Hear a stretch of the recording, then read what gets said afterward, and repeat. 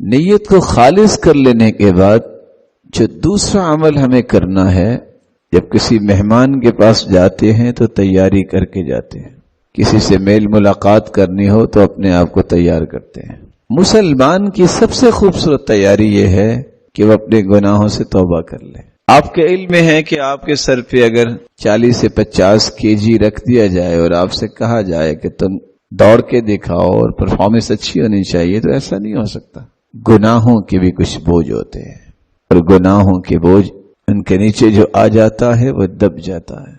اپنے آپ سے گناہوں کے بوجھ ہلکے کرو، توبہ کیجئے۔ اللہ ذو جلال اس توبہ کی وجہ سے جہاں گناہوں کو معاف کریں گے وہاں تمہارے بوجھ بھی ہلکے کر دیں۔ لیکن یاد رکھیے گا، یہ اتنی کامن چیز ہے، توبہ ہر شخص کا مطالبہ ہے، خواہش ہے، تمنا ہے، لیکن جس طرح یہ سب کے لیے عام ہے، سب کو ہی سمجھنا چاہیے۔ جب تک 7 شرطیں نہیں ہوتی اس وقت تک توبہ بھی اللہ کے ہاں قبول نہیں ہوتی۔ پہلی شرط جو آپ نے ابھی سنی ہے، اخلاص۔ دوسری شرط، اس انسان کو اعتراف جرم کرنا چاہیے اللہ کے سامنے بیٹھ کر۔ ان العبد اذا اعترف ثم تاب تاب اللہ علیہ، رسول اللہ صلی اللہ علیہ وآلہ وسلم نے فرمایا، بندہ جب اعتراف کر لیتا ہے، اقرار کر لیتا ہے، اللہ مجھ سے ہو گیا، میرے مالک میں مانتا ہوں مجھ سے غلطی ہو گئی، میں بھول گیا۔ اس اعتراف کی قیمت کتنی ہے؟ صحیح بخاری کی روایت جو آپ نے سنی 2661 کہ یہ شخص اعتراف کرنے والا اللہ کی رحمت کا مستحق بنتا ہے، اللہ ذو جلال اسے اس اعتراف کی وجہ سے معاف کر دیتے۔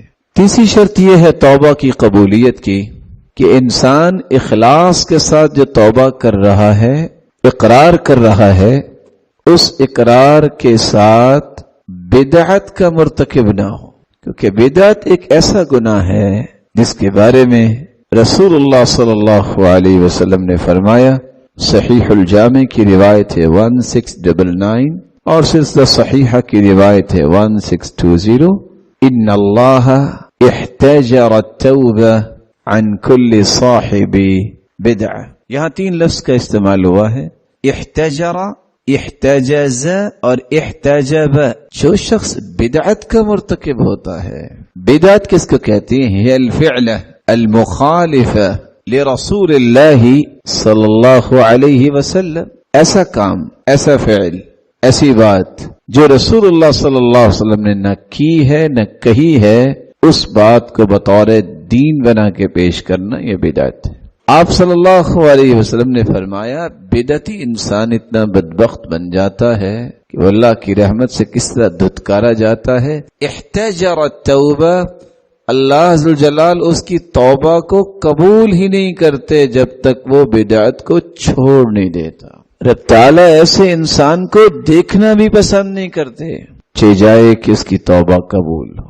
اللہ تعالیٰ اس کی توبہ کو روک لیتے ہیں، چاہے جائے کہ اس کی توبہ قبول کی جائے۔ آپ صلی اللہ علیہ وآلہ وسلم نے جو تیسری بات سمجھائی ہے، بدعت کو جب تک چھوڑ نہیں دیتا، سیدنا حسن بصری رحمت اللہ علیہ فرماتے ہیں، حتی یدعها، جب تک وہ بدعت کو ترک نہیں کر دیتا، چھوڑ نہیں دیتا، اس کی توبہ بھی قبول نہیں۔ اور یہاں رک کے میں ایک بات آپ کی خدمت میں رکھنا چاہوں گا۔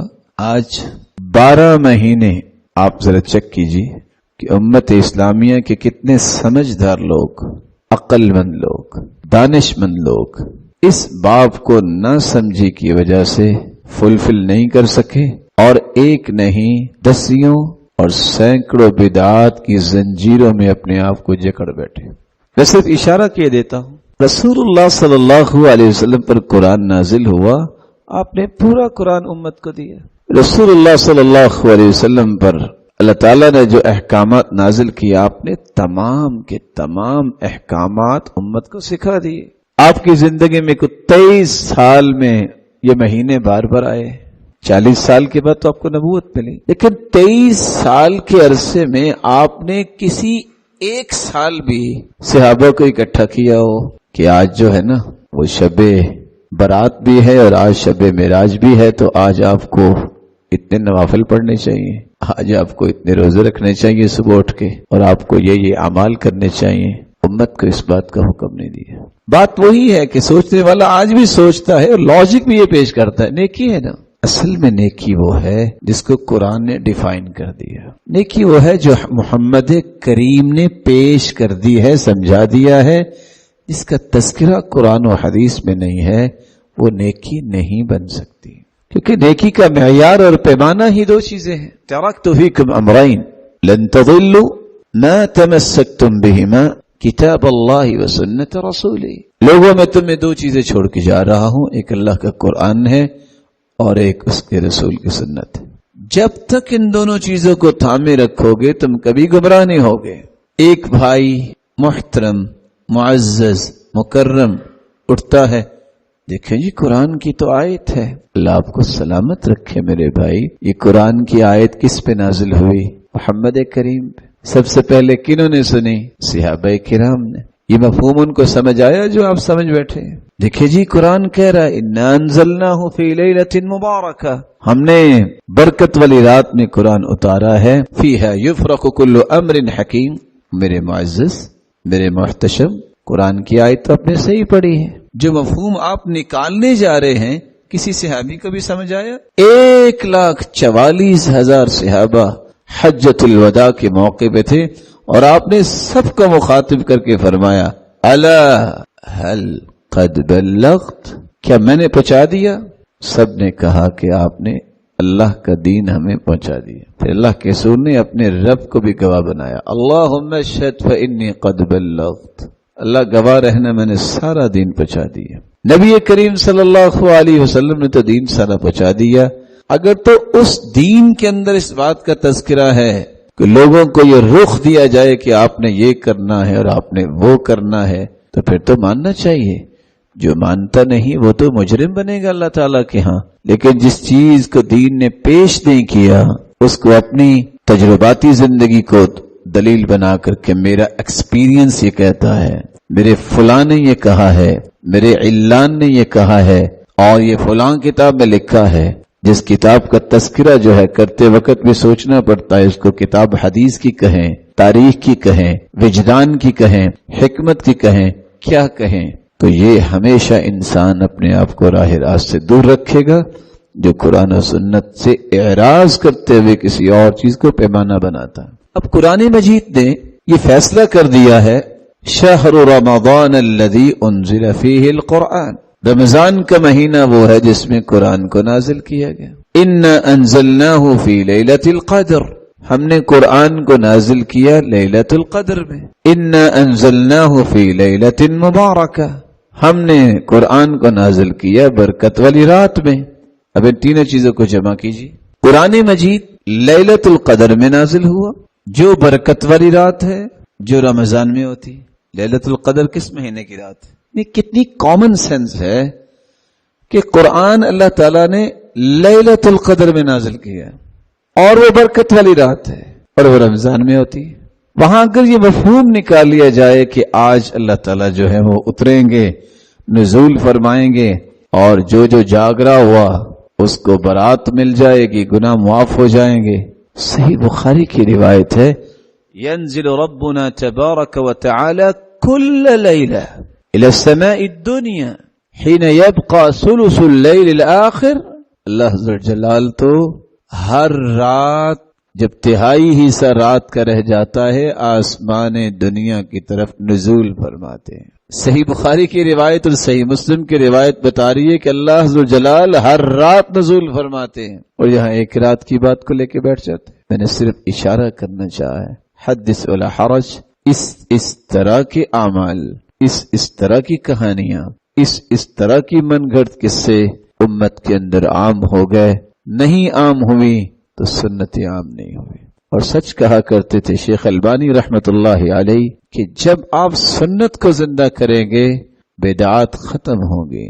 جب آپ بدعات کو زندہ کریں گے، ایک نئی چیز پیدا کریں گے، اس کا اثر ہمیشہ یہ ہوگا لوگ سنتوں سے اعراض کریں گے۔ اور سلف صالحین نے سچ یہ بات کہی تھی، اذا ابتدع الرجل، جب انسان بدعتی بن جاتا ہے تو اس کی سب سے پہلی نشانی یہ ہوتی ہے کہ اللہ ذل جلال اس کے دل سے حدیث اور سنت کی لذت کھینچ لیتے ہیں. نزع من قلبه حلاوت الحدیث والسنہ. اس لیے جب بھی اس کے سامنے کوئی بات حدیث کی کریں گے کہ دیکھو بھائی یہ صحیح بخاری کی روایت، کہے گا چھوڑو اس کو. دیکھو بھائی یہ جامع ترمذی کی روایت، چھوڑو اسے. کیوں؟ نشانی پوری ہوگی. حدیث کی محبت، سنت کی محبت اس کے دل میں ہوتی ہے جس کے دل میں محمد کریم کی محبت ہوتی ہے. اللہ عز و جلال ہم سب کو بدعت سے محفوظ فرمائے.